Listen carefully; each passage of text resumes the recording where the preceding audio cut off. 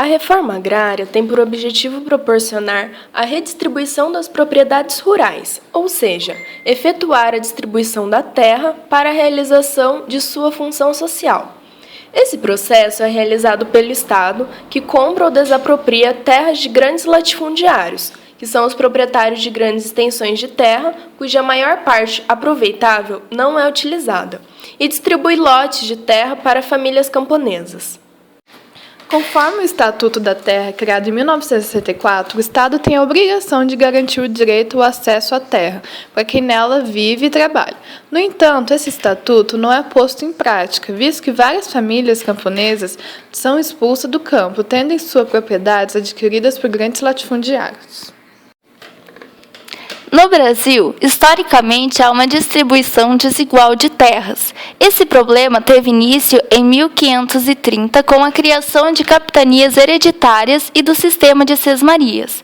Distribuição de terra pela coroa portuguesa a quem tivesse condições de produzir, tendo que pagar para a coroa 1/6 da produção.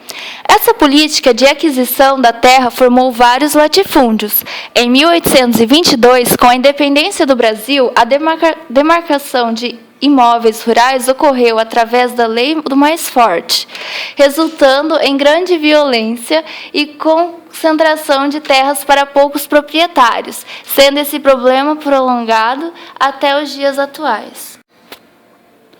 É importante citar a Guerra de Canudos, que foi fruto de uma série de fatores como a grave crise econômica e social em que encontrava a região à época, historicamente caracterizada pela presença de latifúndios improdutivos, situação essa agravada pela ocorrência de secas cíclicas, de desemprego crônico, pela crença numa salvação milagrosa que pouparia os humildes habitantes do sertão dos flagelos do clima e da exclusão econômica e social.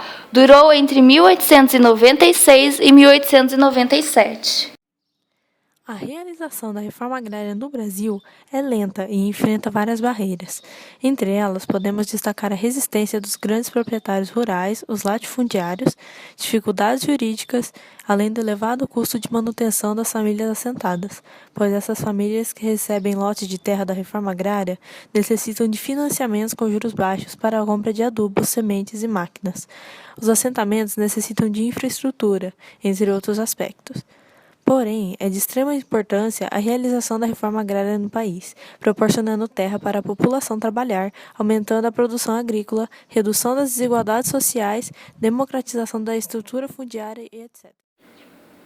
Nesse contexto, o movimento dos trabalhadores rurais sem terra exerce grande pressão para a distribuição de terras, sendo a ocupação de propriedades consideradas improdutivas sua principal manifestação. As propriedades rurais destinadas para a reforma agrária podem ser obtidas pela união de duas formas, expropriação e compra. A expropriação é a modalidade original para a obtenção de terras para a reforma. Ela está prevista na Lei 8.629/93, que diz: a propriedade rural que não cumprir a função social é passível de desapropriação.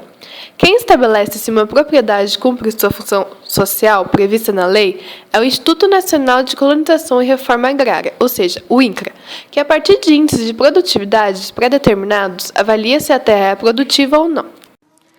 A outra forma de aquisição da propriedade rural para fins de reforma agrária é a compra direta de terras de seus proprietários. Conforme dados do INCRA de 2003 a 2009, o governo do Brasil comprou mais de 40 milhões de hectares para realizar a reforma, enquanto a expropriação atingiu apenas 3 milhões de hectares. A obtenção de terras através da compra ela é muito criticada, pois a União, ao pagar pelo imóvel rural, ela proporciona as condições para permitir a reconversão do dinheiro retido na terra em dinheiro disponível para os capitalistas proprietários de terra.